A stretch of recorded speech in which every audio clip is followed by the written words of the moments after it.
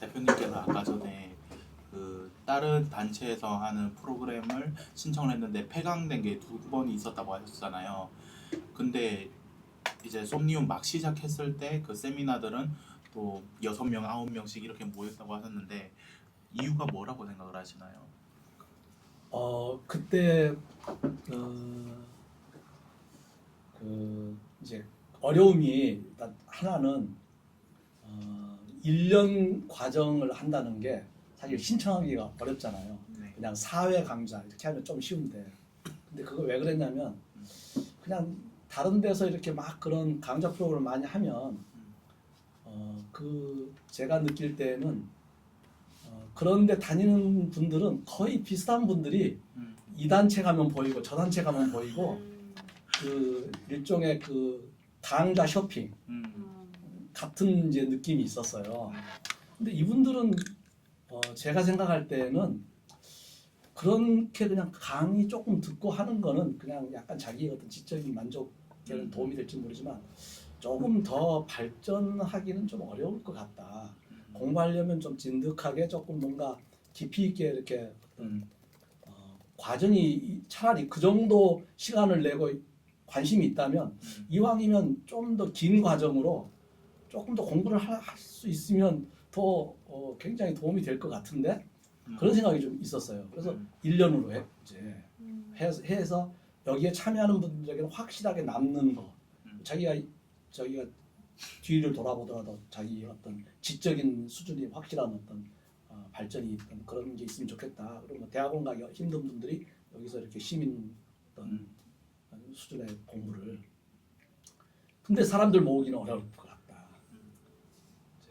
그래서 그러면 강사진이 좋으면 그러면 조금 더 좀 효과가 있지 않겠는가? 그래서 강사진 그리고 프로그램 기획을 잘하면 그러면 이렇게 잘 짜여진 프로그램이면 또 혹시 한두 명 또 그런 이런 그 요인으로 인해서 동기 유발을 할 수 있지 않겠는가. 그래서 기획하고 강사진 짜는데 굉장히 심혈을 기울였어요.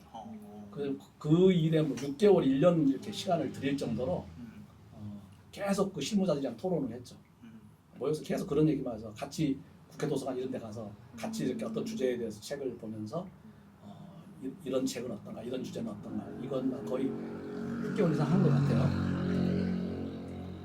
그래서 이제 주제를 정하고 그 주제를 뭐 처음에는 28회 이제 세미나로 잡았습니다. 그래서 분기별 7회, 8회 뭐 이렇게 막 잡아서 했는데 그 28회를 다 강사로 채우려면 강사비가 어마어마하게 들기 때문에 그거는 불가능하고 3분의 1 정도, 한 10명 정도만 외부 강사를 하고 나머지 이제 3분의 2는 우리가 발제하고 우리가 이제 토론하는 그런 형태로. 그래서 주제를 정할 때 우리가 공부할 수 있는 텍스트는 우리가 하고 회원들끼리 하는 걸로 주제를 잡고 이거는 꼭 강연을 들어야 된다 하는 그런 좀 어려운 주제나 뭐 이런 거 어떤 특별히 모시고 싶은 분 그럴 때는 그거는 이제 강사로 외부 강사를 하고 이렇게 정했고 외부 강사는 그러니까 주제도 이제 굉장히 토론을 많이 했고 그러면 서로 그 저하고 그 2명의 간사가 이제 3명이 6개월 동안 토론을 했는데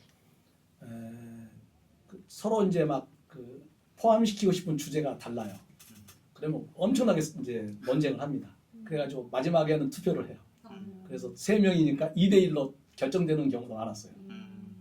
예를 들면 그렇게 해서 주제를 잡고 그 다음에 이제 강사를 초청하는 주제를 따로 잡으면 그 강사는 어떻게 정하는가 하면 해당 주제에 적어도 우리나라에서 가장 전문적인 연구자라고 할 만한 가장 권위 있다고 인정받는 분들의 리스트를 작성을 해요. 그래서 리스트 1, 2, 3를 작성을 합니다. 리스트 1 그래서 이분이면 꼭 좋겠다. 이분은 최고다. 그런 분 예를 들면 막스 베버 그러면 김덕영 선생님 뭐 이런 분은 막스 베버 거의 모든 저작을 번역하셨고 연구자로서 대한민국 거의 넘버원 뭐 이런 이제 분들이 쭉 있어요. 예를 들면 그런 분을 딱 정합니다. 저는 모르는 분이죠. 아무도 뭐 그런 분이죠. 그냥 그분에게 이메일을 써요. 이제 우리 프로그램 커리큘럼을 작성하고 이렇게 진행을 하려고 합니다. 그런데 이 주제에 대해서 한번 강의를 해주시면 좋겠습니다.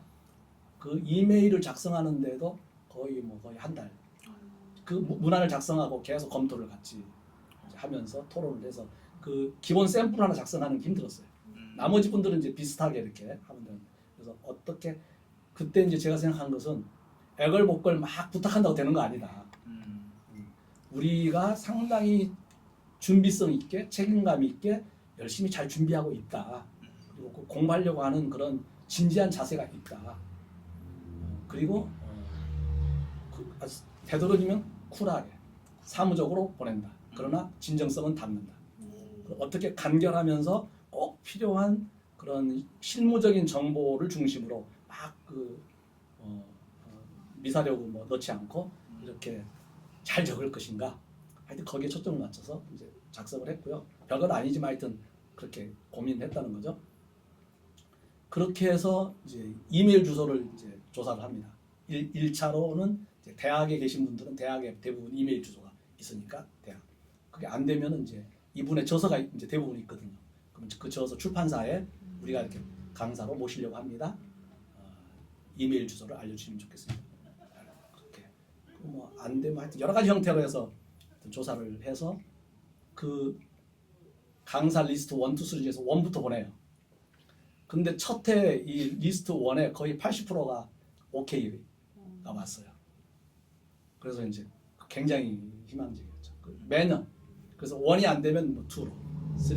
근데 거의 1, 2에서 거의 다 해결이 됐고 그래서 지금까지 저는 다른 건 몰라도 아까 좀 봤겠지만 여기 오신 강사님들은 적어도 해당 주제에는 그래도 손꼽히는 그리고 뭐 저희가 선택한 게 아니라 대충 학계에서 이런 연구자들이 데리다 그러면 이분이 제일 그래도 공부하신 분이야. 막스 베버 이런 분이야. 칼 슈미트 그러면 이분이야. 이런 식으로 이제 하는 그런 분들이 오시게 된 거. 그래서 초기에 그래도 굉장히 접근하기 어려운 그런 턱이 높은 프로그램인데도 이제 최소 인원은 이제 그래도 왔다 이렇게 생각이 들어요. 이런 세밀하신 신경이 있으셨기 때문에 계속 원활하게 갈 수 있었던 것 같아요.